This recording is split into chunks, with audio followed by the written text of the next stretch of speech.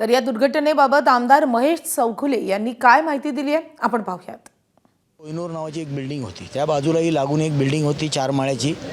ही धोकादायक घोषित होती, सी कॅटेगरीमध्ये घोषित होती।